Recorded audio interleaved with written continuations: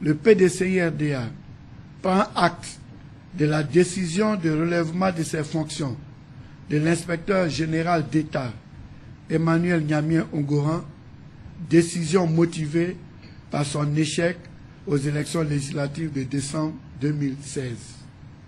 En ce qui concerne le dossier relatif à la suspension de M. Jean-Louis Bion, président du Conseil régional du handball, le PDCI-RDA s'étonne d'une telle décision prise sans un exposé de motifs convaincants. Le PDCI-RDA, tout en apportant son soutien au ministre Jean-Louis Bion, rappelle que la Côte d'Ivoire étant un pays de droit, ce dossier doit être géré en application rigoureuse des textes en vigueur.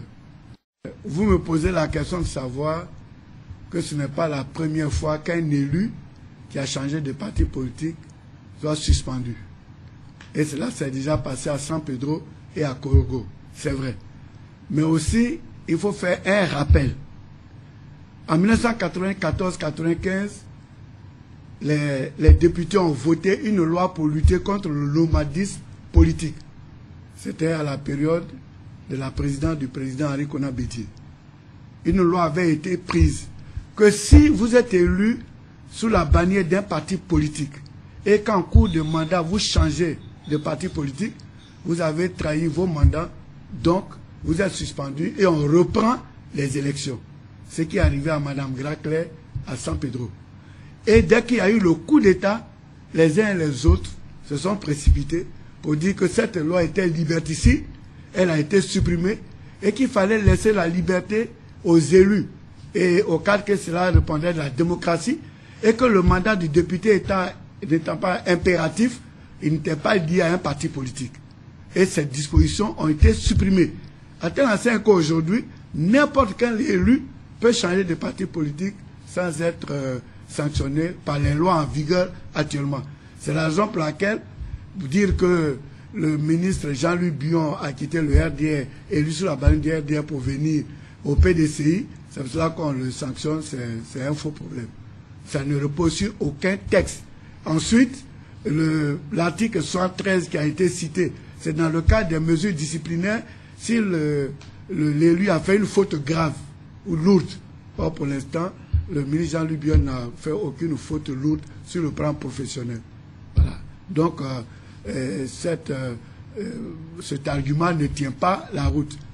Deuxièmement, on nous dit, bon, le fait que Jean-Louis Bion quitte le RDR aille dans le PDCI-RDA, est-ce que ça ne met pas en mal la cohésion au sein du RHDP?